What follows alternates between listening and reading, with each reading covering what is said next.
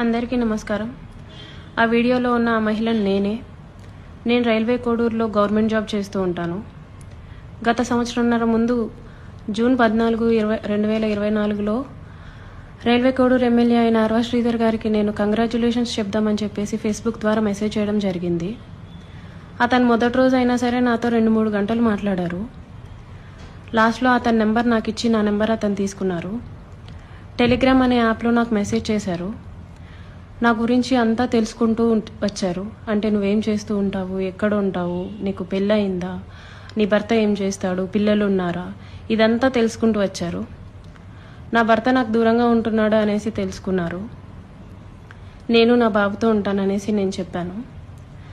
అలా అనుకోవద్దు, నువ్వేం ఒంటరివి కాదు, నీకు నేనున్నాను, ఎటువంటి సిచ్యువేషన్ అయినా సరే నేను నీకు ఉంటాను అని చెప్పేసి నెక్స్ట్ డే నుంచే నాకు అటువంటి ప్రామిసులు చేయడం జరిగింది. అటువంటి భరోసాలు ఇవ్వటం జరిగింది ఆయన నుంచి. సరే అని చెప్పేసి నేను నార్మల్గానే మాట్లాడుతూ వచ్చాను. ఒక 2 రోజుల తర్వాత ఆయన నా న్యూడ్స్ అడగడం స్టార్ట్ చేశారు. వీడియో కాల్స్ చేయని చెప్పేసి బలవంతం చేయడం స్టార్ట్ చేశారు. ఇదంతా కరెక్ట్ కాదండి అనేసి నేను అన్నప్పుడు అతను చాలా ఫాస్ట్గా టర్న్ అయిపోయి సీరియస్ అయిపోయి నన్ను బెదిరించడం జరిగింది. ఇది నా కోడూరు, నా నియోజకవర్గం, నువ్వు ఒక చిన్న ఎంప్లాయీవి, నీకు ట్రాన్స్ఫర్ చేయాలన్నా సరే నేనే దిక్కు, నీ మీద ఎంక్వైరీలు వేయిస్తాను, నీ కొడుకు నువ్వు ఒక్కరే ఉంటారు, జాగ్రత్త మరి చూసుకో అని చెప్పేసి బెదిరించడం జరిగింది. అయినా కూడా నేను న్యూస్ పంపలేదు. కానీ దాని తర్వాత నుంచి కలుద్దామని చెప్పేసి నన్ను చాలా టార్చర్ చేయడం జరిగింది. కలుస్తావా లేదా అని చెప్పేసి బెదిరించడం జరిగింది. నేను కలవను అని చెప్పేసి జూన్ 14 నుంచి ఒక 20 రోజుల దాకా నేను అసలు కలవను అని చెప్పేసి భయపడుతూనే చెప్పాను. భయపడుతూనే నేను ఇగ్నోర్ చేస్తూ వచ్చాను.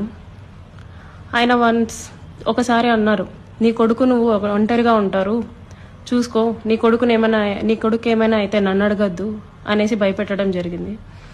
సరే అని చెప్పేసి నేను జూలై 9, 2024లో ఫస్ట్ టైం కలిశాను అతన్ని. ఆయనే వచ్చేసి కారులో మా ఇంటి దగ్గరికి వచ్చి పిక్ చేసుకొని కడప రూట్ వెళ్దాం, కడప దాకా వెళ్దాం అనేసి చెప్పారు. రైల్వే కోడూరు ఎమ్మెల్యే గారిది జనసేన పార్టీ అందరికి తెలిసిన విషయమే. ఈ విషయం ఎంత దారుణంగా జరుగుతుందని చెప్పి ఎవరు అనుకున్నారు. ఇది ఫాల్స్ ఎలిగేషన్సా లేక నిజమా అన్నది ఇంకా మనకి బయటకు వచ్చిన వీడియో ద్వారా అయితే నిజమని తెలుస్తుంది.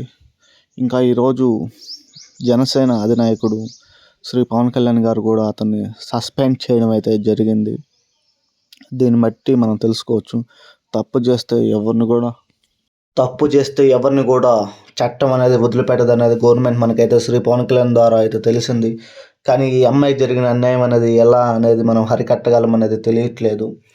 సో ఈ వీడియోని కుదిరినంత వరకు వైరల్ చేయండి. ఎవరికి కూడా ఇలా అధికారం ఉందని చెప్పి ఇలా భయపెట్టకుండా బెదిరించకుండా ఉండేటట్టు చేయాలి. ఎవరైనా సరే అధికారంలో కళ్ళు మూసుకోపోకూడదు కదా. అంతేనా కాదా? మీకు అంతే అనిపిస్తే కామెంట్ చేయండి, కాలేదనిపిస్తే కామెంట్ చేయబాకండి, ఇబ్బంది ఏం లేదు. కానీ లైక్ చేసుకోండి. మన అవసరమైనప్పుడు అన్ని అవసరాలకి అవసరమైనదే ఉండుతుంది. కాబట్టి మన అవసరానికి అవసరంగా ఉండి అవసరం చేస్తూ అందరికీ మన తోటి వాళ్ళకి తోటి మహిళలకు సహాయంగా నిలుద్దాం. ఏమంటారు మీరు?